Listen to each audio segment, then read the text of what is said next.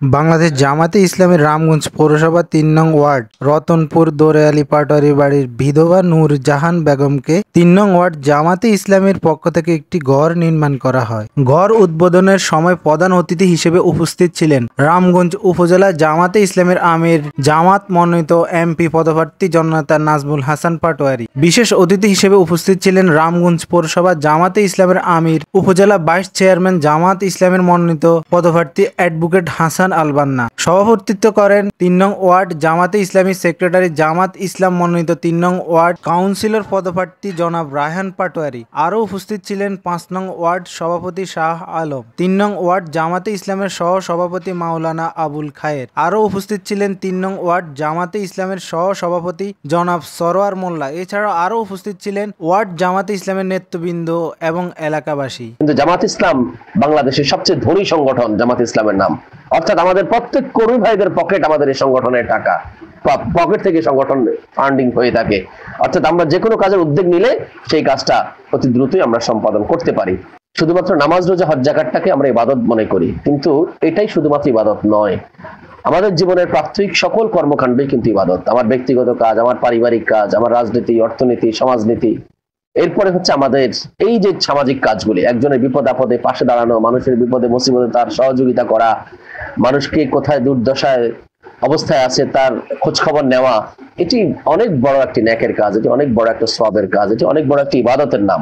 যে আমাদের একটা স্লোগান রয়েছে যে জামাত কর্মী মানে সমাজ কর্মী। আমাদের ভাই বলছেন যে আমাদের ৬টা ইউনিট এখানে আছে, ৬টা ইউনিটের উদ্যোগেই আমরা ছোটখাটো উন্নয়নমূলক বিভিন্ন কাজের পরিকল্পনা আমরা নিতে হবে। মানুষের বিপদে আপদে মুসিবতে মানুষের পাশে দাঁড়াতে হবে। কে কোথায় কি অবস্থায় আসে, কে অসুস্থ আছে, কে দুর্দশাগ্রস্ত আছে, কার কি সমস্যা আছে, কে কার মানুষের মনের সেই আশাটা, অনুভূতিটা মানুষের আমাদেরকে জানার চেষ্টা করতে হবে, বোঝার চেষ্টা করতে, উপলব্ধি করার চেষ্টা করতে হবে। তাহলে আমরা মানুষের কাছে দিনের দাওয়াত আমরা নিয়ে যেতে পারি। মানুষকে আপনি দিনের দাওয়াত দিলেন, ইসলামের দাওয়াত দিলেন, কল্যাণের দিকে আহ্বান করলেন, কিন্তু সে অনেক দুর্দশার মধ্যে আছে, তার পেটে ভাত নাই, তার ঘরে চাল নাই, তার মাথা গোজার ঠাঁই নাই। আপনি সেই ব্যবস্থাটা তাকে করে দেওয়ার জন্য আপনি চেষ্টা করতে হবে। একজন কন্যা দায়গ্রস্ত পিতাতে সে তার মেয়েকে বিয়ে দিতে পারতেছেন, আপনি তার জন্য একটা ব্যবস্থা করার জন্য সামাজিক উদ্যোগ নিতে হবে। এটি ব্যক্তি উদ্যোগে কাজগুলি হয় না। আমাদের ভাইয়েরা এরকম অর্থ সম্পদশালী কেউ নয় যে নিজে একা একটা কাজ করে দিবে। প্রিয় ভাইরা, এই জন্য আমাদেরকে উদ্যোগী হইতে হবে, আমাদেরকে ভূমিকা রাখতে হবে এবং আমাদেরকে চিন্তা করতে হবে যে আমরা এই ধরনের কাজগুলি করার ক্ষেত্রে আমরা যাতে আগামী দিনেও ভূমিকা রাখতে পারি। আল্লাহ রাব্বুল আলামিনের কাছে আমরা সেই তৌফিক কামনা করছি। এবং আজকে যে বোনটার জন্য আয়োজন করা হয়েছে, আল্লাহ রাব্বুল আলামিন তাকে দিনের জন্য, ইসলামের জন্য কবুল করুন এবং তার সন্তান আদি যারা রয়েছে, তার পরিজন যারা রয়েছে, প্রত্যেককে আল্লাহ রাব্বুল আলামিন দিনের জন্য কবুল করুন।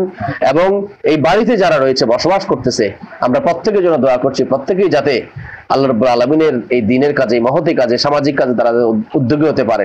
এবং যাকে আজকে এই কাজটা করে দেওয়া হয়েছে তিনি নিজেও একজন মানবিক মানুষ হইতে হবে, যে আজকে 10 জন মিলে আমাকে একটা উপকার করেছে, আগামী দিনে আমিও যাতে কি সমাজের এরকম মানুষের উপকার করতে পারি, ছোটখাটো সেবামূলক কাজ করতে পারি, মানুষের উন্নয়নমূলক কাজে সহযোগিতা করতে পারি। প্রত্যেকের জায়গা থেকে সেই চেষ্টাটা করতে হবে।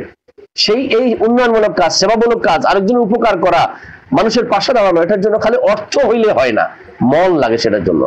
আমরা আল্লাহ রাব্বুল আলামিনের কাছে আমরা তৌফিক কামনা করছি, আল্লাহ রাব্বুল আলামিন যাতে আমাদের সেরকম বড় মনের অধিকারী করে, উন্নত মনের অধিকারী আমাদেরকে করে, বৃহৎ মনের অধিকারী যাতে আমাদের করে, আকাশ সমান মনের যাতে সেই উদার চিত্ততা নিয়ে যাতে আমরা সমাজের মানুষের পাশে দাঁড়াতে পারি, মানুষের দুঃখ দুর্দশার কথা শুনতে পারি, মানুষের বিপদে মুসিবতে পাশে দাঁড়ানোর সেই হিম্মত নিয়ে যাতে আমরা মানুষের কাছে যেতে পারি, আল্লাহর কাছে আমরা সেই তৌফিক কামনা করছি। এবং আজকের এই আয়োজনে এলাকাবাসী, মুরব্বিয়ান একরাম, এই বাড়ির লোকজন যারাই উপস্থিত হয়েছেন, আমরা প্রত্যেককেই আন্তরিক ধন্যবাদ জানাই। এই ঘরের দোয়া এবং মুনাজাতের মাধ্যমে উদ্বোধন হবে।